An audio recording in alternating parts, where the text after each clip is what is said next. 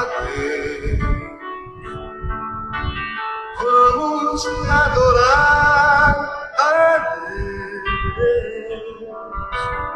Vamos exaltar seu nome. Vamos adorar a Deus. Vamos adorar a Deus. Vamos adorar a Deus. Vamos exaltar seu nome. Vamos adorar a Deus. Ele veio em minha vida Em um dia, especial. irmão Davi Alves, a paz do Senhor Jesus. Me ensinou um caminho melhor, e essa é a razão porque eu digo que eu vim aqui louvar a Deus. Vamos adorar a Deus. Vamos adorar a Deus. Glória a Deus. Vamos adorar. Adore a Deus nesse momento que é dedicado a Ele. Vamos exaltar Seu nome, Vamos adorar a Deus. Adorar a Deus. Vamos adorar a Deus. Vamos exaltar seu nome. Vamos adorar a Deus. Eu vivo a minha vida em um dia muito especial.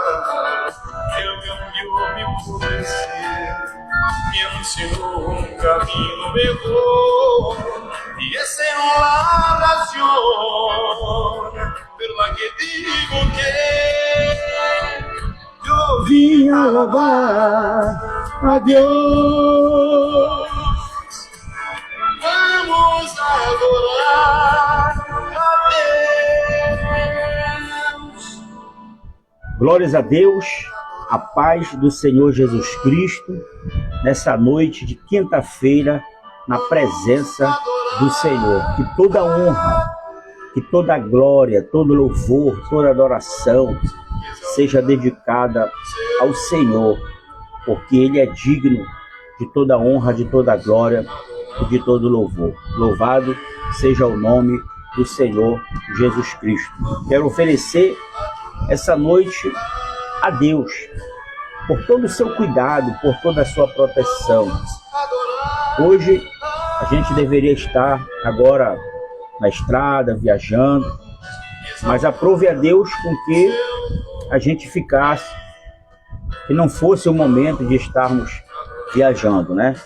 Não estávamos 100% preparados para isso. Irmã Eliege Melo, a paz do Senhor Jesus Cristo, glórias a Deus. Eu quero trazer hoje um assunto bastante importante para a nossa vida, como cristãos que nós somos. Nós nascemos para servir ao Senhor, para adorar ao Senhor. Quando é que a igreja ela abandona, ela perde o seu primeiro amor? É verdade que hoje nós conhecemos muitas igrejas, muitas denominações, muitas instituições, e é importante que nós venhamos compreender o que é e o que não é igreja. Você já percebeu que nas instituições existem muitas denominações? Umas são igrejas, outras são congregações, outros são templos, outros são tabernáculos, outros são casas, outros são diversos nomes que se colocam nas instituições. Tá? Essa é a parte física. Mas a igreja, na realidade, ela não é a instituição. A igreja é a reunião das pessoas. É quando as pessoas se reúnem para adorar a Deus, para cultuar a Deus. Aí se reúne uma congregação de pessoas com o objetivo de formar uma igreja, a eclésia, para que ela possa ter uma finalidade, que é adorar a Deus, cultuar a Deus. Eu quero falar hoje aqui um assunto que nós já pregamos bastante sobre isso. É sobre as igrejas da Ásia Menor, que o próprio Senhor Jesus Cristo chamou João para falar com ele sobre a situação de cada uma dessas igrejas. Mas o que me chama a atenção hoje é sobre a igreja de Éfeso, uma igreja que foi fundada pelo apóstolo Paulo em uma das suas viagens missionárias. Ele fica ali naquela cidade de Éfeso por um período de 2 anos e funda aquela igreja, colocando ela como o centro evangelístico de um ponto inicial para alcançar toda a Ásia Menor. É quando ele vai expandir o trabalho e esse trabalho vai frutificar, fundando mais 6 igrejas, que vai formar justamente as 7 igrejas da Ásia Menor, que hoje nós conhecemos escatologicamente como as 7 igrejas do Apocalipse. É aqui que começa e que eu acho que é muito importante nós buscarmos a compreensão desse texto para que nós venhamos identificar como é que a igreja abandona o seu primeiro amor. Vamos para o texto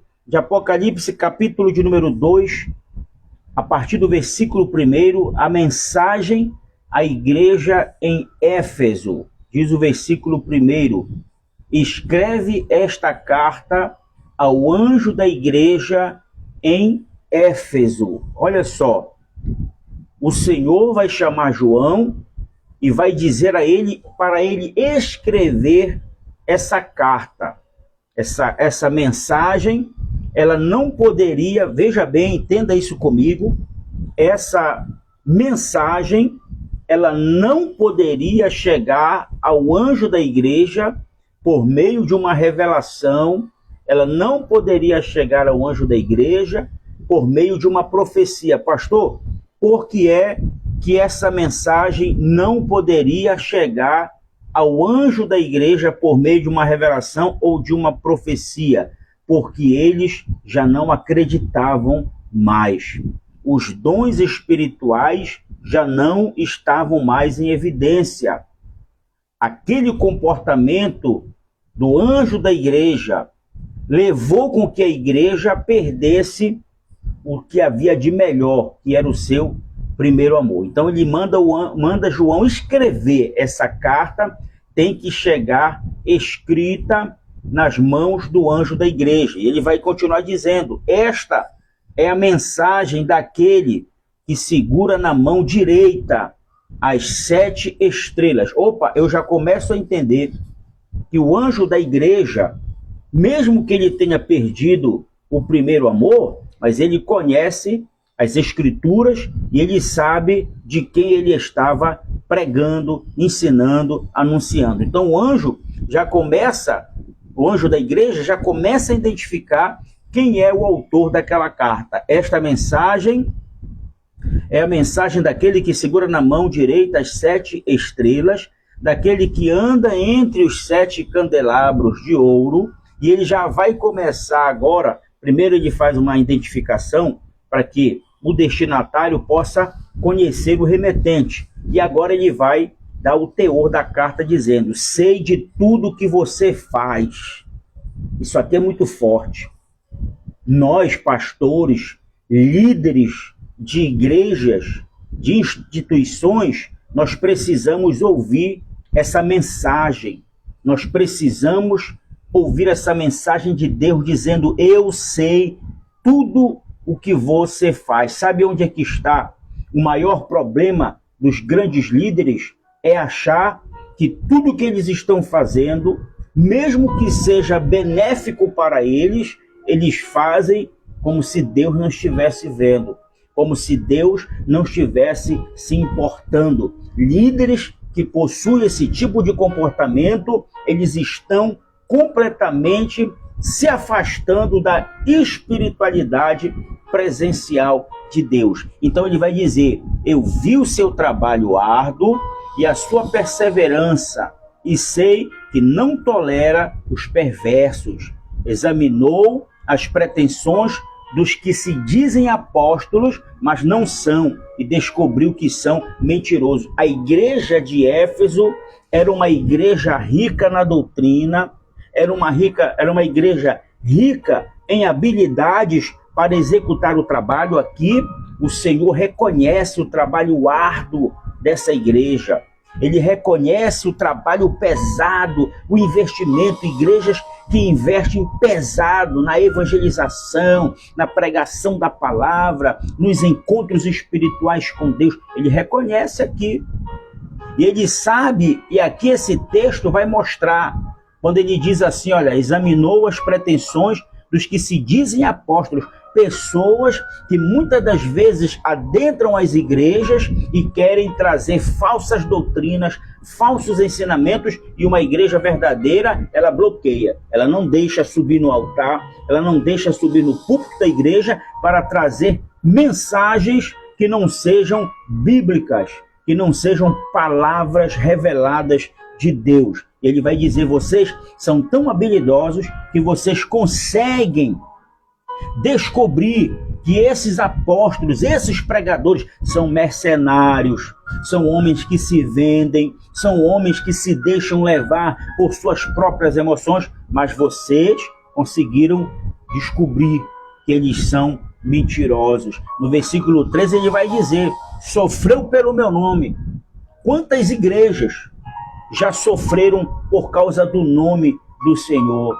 Quantas igrejas tiveram o seu patrimônio danificado porque estavam pregando a palavra? Eu me lembro na minha infância e adolescência, quando nós saíamos para pregar, fazer aqueles cultos particulares, cultos de última hora, muitas das vezes nós passávamos por zombamentos, afrontas, porque estávamos pregando a palavra, evangelizando. Quando nós iríamos distribuir uma literatura, muitas das vezes as pessoas pegavam e jogavam fora como se não tivesse valor nenhum. Passamos por isso. E a igreja de Éfeso sofreu pelo nome com paciência, sem desistir. Mas é aqui que começa a tragédia. No versículo 4, ele diz, contudo, tenho contra você uma queixa.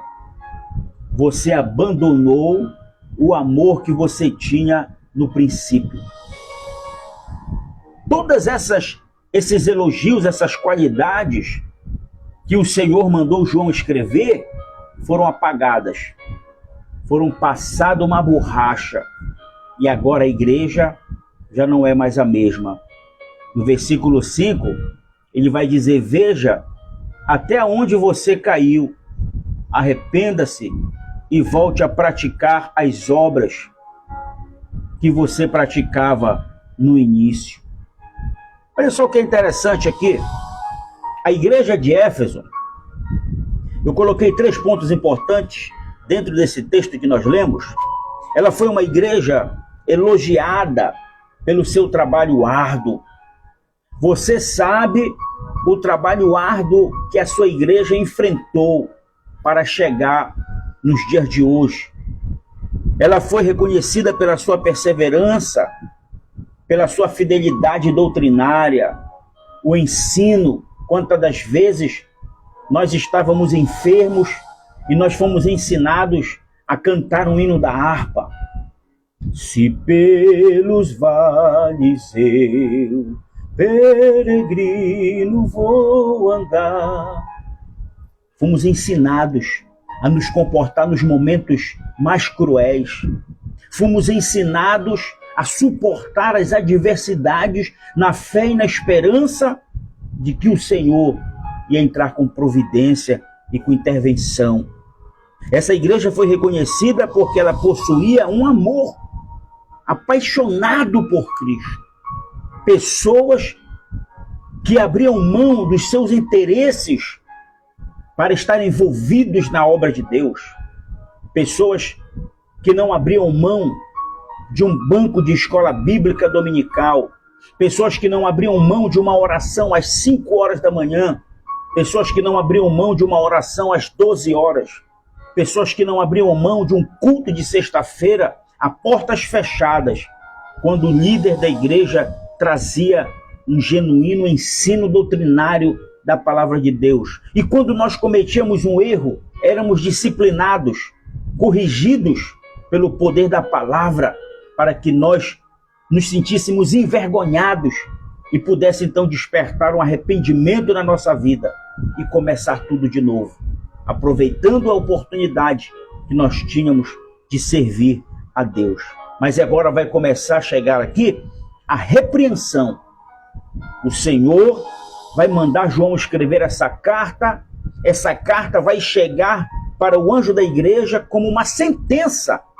Guarde essa palavra, anote aí essa palavra em algum lugar, para que um dia você possa se lembrar do pastor Raimundo. A sentença de Deus vai chegar para o anjo da igreja. Jesus vai repreender a igreja de Éfeso porque ela simplesmente perdeu. Ela simplesmente abandonou o seu primeiro amor. E o que é esse primeiro amor? Qual é o primeiro amor que você tinha quando você aceitou a Jesus? Qual era o primeiro amor? Qual era a intensidade, o grau do nosso primeiro amor quando nós conhecemos o Evangelho de Cristo? Esse primeiro amor é o fervor e o compromisso inicial que nós tínhamos. E isso se esfriou. Seja real junto comigo nessa noite. Nós não somos mais os mesmos de 40 anos atrás. Nós não somos mais os mesmos cristãos quando nós aceitamos a Jesus como Salvador.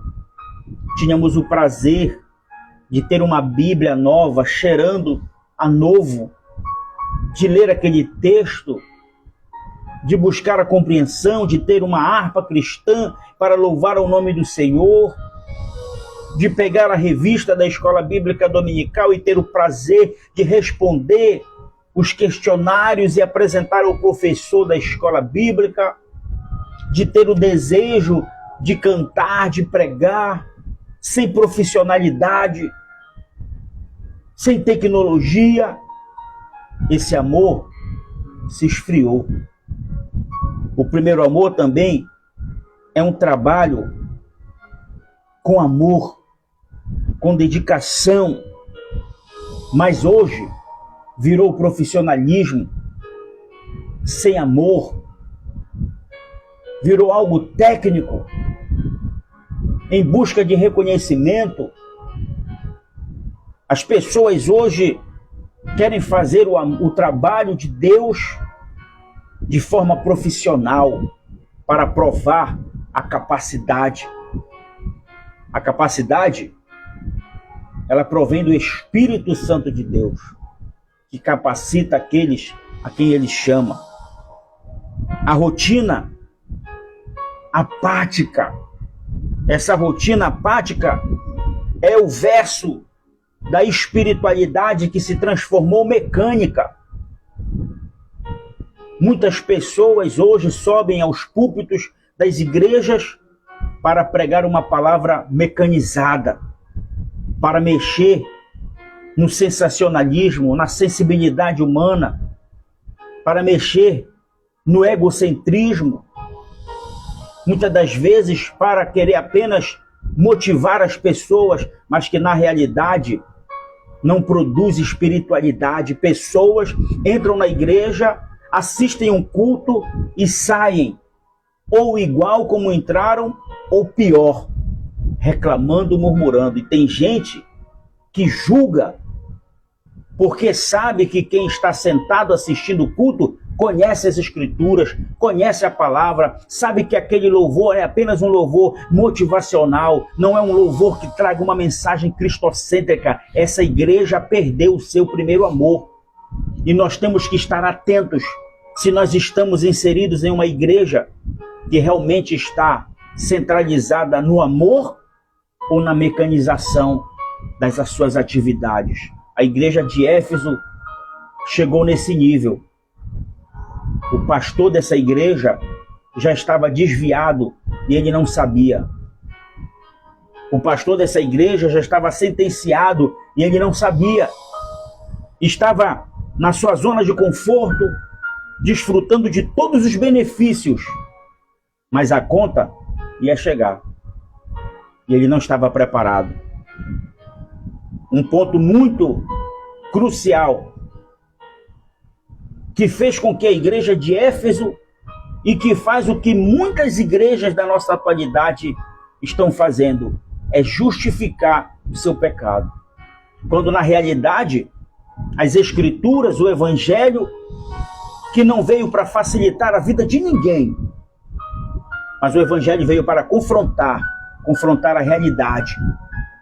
E eu acho muito interessante que o pastor dessa igreja, ele apenas queria justificar o pecado. Ele não quis tratar o pecado. Ele não quis afastar o pecado. Mas ele arrumou um lugar no banco da igreja para que o pecado se assentasse e ocupasse um lugar de destaque. Mas aqui vai chegar a solução. Jesus tem a solução para a igreja que perdeu o seu primeiro amor. A primeira solução é lembrar e arrepender-se. Olha o texto, que é muito interessante. Ele vai dizer, no versículo 5, veja, até onde você caiu. Quando ele usa essa conjugação verbal de ver, ele está dizendo para ele se lembrar, trazer a memória. Nós poderíamos agora trazer à nossa memória como é que nós éramos no princípio, quando nós aceitamos a Jesus. A gente vai sentir saudade dos louvores que nós cantávamos. Se nós separássemos momentos de oração e começássemos a cantar hinos da nossa harpa cristã, nós iríamos chorar de saudade daquele tempo em que nós adorávamos a Deus. E ele vai dizer, lembra, e arrependa-se e volte a praticar as obras que no início você praticava. E agora vem a sentença. Do contrário, se você não quiser fazer isso, eu virei até você. Isso aqui é uma sentença, irmão. Eu virei até você e tirarei o seu candelabro do seu lugar entre as igrejas. Sabe o que Deus está dizendo aqui? Que se essas pessoas, esses líderes, esses pastores que se corromperam, que perderam o seu amor, essas pessoas serão tiradas do seu lugar. Pode ser por um arrebatamento e pode ser até por morte. Porque o compromisso de Deus não está com o homem. O compromisso de Deus está com a sua igreja. A sua igreja é a igreja eleita, não é a instituição, mas é o corpo espiritual. E olha o interessante, a solução aqui é, lembra. Como assim, pastor? Lembrar como era e como está agora. Como é que era a igreja no começo em que nós aceitamos a Jesus? Arrepender-se não é pedir desculpa. Arrependimento não é desculpa e nem remorso. Arrependimento aqui é mudar de direção, deixar de fazer o que está sendo feito e voltar a fazer o que fazíamos lá atrás. Começar tudo de novo. Senão o Senhor vem e troca o nosso lugar. Ele vem e nos substitui. Deus está dando uma chance a nós. Para quê, pastor? Para que a gente possa mudar a nossa direção e ser exatamente aquilo que nós éramos lá atrás. Se não abandonar o pecado, nós vamos perder a nossa intimidade com Deus. Agora você vai começar a entender por que existem pessoas, como disse o apóstolo Paulo, entre nós fracos, doentes e muitos que dormem. Em algumas versões ele vai dizer não poucos que dormem. Meu irmão, minha irmã, deixa eu dizer uma coisa para você, sem me excluir dessa palavra. Nós precisamos voltar ao primeiro amor. Nós precisamos nos lembrar como nós éramos no princípio e como nós somos agora. De que forma nós estamos tratando a oração, que é o meio de comunicação entre nós e Deus? Como é que nós estamos tratando a palavra, que é o meio de comunicação entre Deus e nós? Como é que nós estamos tratando a sã doutrina, o compromisso, a responsabilidade com a obra de Deus? E não podemos nos preocupar em agradar homens, agradar líderes. Existem milhares de pessoas que precisam de nós, da nossa palavra, da nossa oração. Nós precisamos estar munidos, preparados para levar o Evangelho. Porque hoje os dias são maus. O mundo está em uma corrupção, mas o apóstolo Paulo, ele vai escrever aos Filipenses e vai dizer: meus irmãos, vocês precisam brilhar em meio a essa geração corrompida e perversa. É muito interessante quando o anjo escreve, manda João escrever essa carta ao anjo, dando a ele a oportunidade de mudar. Aqui, no texto de Apocalipse, capítulo 2, a gente não vai ver se o anjo da igreja mudou. Porque tem gente que é insistente, é teimoso. Ele acha que, por ele ser um líder, por ele ser um pastor, um apóstolo, um bispo, ele não vai sofrer consequências. Mas a sentença de Deus já está determinada. É aqui que eu acredito que nós temos que orar, que nós temos que nos posicionar. Nós vamos estar orando, apresentando a igreja de Deus e que nós estamos inseridos nela. A igreja que caminha, que conduz o Evangelho, que conduz a palavra. É essa igreja. E nós precisamos identificar quando as pessoas estão perdendo o seu primeiro amor. Eu quero orar junto com você nessa noite, na nossa oração da meia-noite. Tenha liberdade para falar com Deus e apresentar a Ele a sua vida. Temos aqui muitos irmãos que estão conosco nessa noite. Pastora Beth, minha esposa, já está aqui. A irmã Jo Quaresma também, a paz do Senhor. Irmão David Henrique está conosco também. Irmão Davi Alves, a paz de Cristo. Ele está dizendo: quando a igreja perde o primeiro amor, ela mantém as obras, mas esquece o coração. O chamado de Cristo é para voltar ao início. Isso aqui é uma grande realidade, né? Pastor Paulo Anderson também está conosco nessa noite.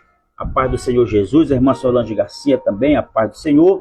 A nossa irmã Adriana também, a paz de Cristo Jesus. Quero que você compartilhe essa live de oração com o maior número de pessoas que você conhece, que precisa ouvir uma palavra, que precisa receber uma oração. Compartilhe lá. Hoje nós falamos sobre a igreja de Éfeso. Nós vamos ter a próxima oportunidade, que será no sábado também, e vamos falar também sobre tipos de igrejas que nós conhecemos e que nós precisamos identificar se elas estão caminhando no caminho certo, no caminho da verdade. Eu convido você a fazer isso. Vamos orar, vamos falar com Deus nessa noite. Senhor meu Deus e meu Pai que está no céu, toda honra e toda glória nós te damos nesta noite, pelo poder da tua palavra, pelo poder do teu Espírito Santo, pelo poder, Senhor, do teu nome, que tem autoridade no céu e na terra. Pai, que essa palavra que foi ministrada ao nosso coração, ela venha a ser como um alimento que venha fortalecer a nossa fé, a nossa alma. Se nós temos feito, Senhor, ou trilhado por caminhos errantes, nos perdoa. Segura nas nossas mãos, nos levanta e endireita as nossas veredas, para que nós possamos, Senhor, fazer o teu ide com amor, com o objetivo de conduzir as pessoas até a tua presença pela pregação da tua palavra. Que a tua igreja, Senhor, no Brasil e no mundo, seja visitada pelo teu Espírito Santo. Que todas as coisas que têm acontecido, que têm causado escândalos, vergonhas, que o Senhor possa vir ao encontro e mudar a situação. Nós precisamos de um avivamento espiritual na nossa vida. Desperta aqueles que dormem, cura aqueles que estão doentes do corpo físico e da alma. Renova nossas forças, nosso ânimo, renova o teu Espírito sobre a tua igreja. Nos dá uma noite tranquila, uma noite de revelação, que as manifestações sobrenaturais do teu Espírito Santo possam ser evidentes no meio da igreja, e que aquele, Senhor, que não quer caminhar no caminho da verdade, que o Senhor possa estabelecer a tua vontade. Nos abençoa nessa noite, nos dá uma noite de paz, uma noite tranquila, um sono reparador, porque amanhã será um grande dia, um dia de bênção, um dia de vitória. Eu levanto as minhas mãos em direção a essa casa, a essa família, a esse homem, a essa mulher, e declaro as mais ricas bênçãos do Senhor sobre a vida de cada um deles. Que o Senhor possa abraçá-los, guardá-los e protegê-los no nome de Jesus. E você diga amém, diga graças a Deus, diga eu e a minha família somos abençoados pelo Senhor. Tenha uma noite de paz, uma noite tranquila, um sono reparador.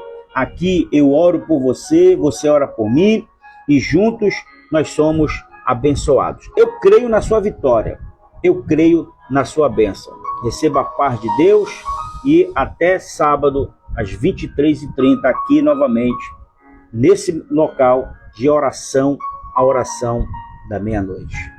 Fique com Deus. Durma em paz. Tenha grandes revelações de Deus sobre a sua vida.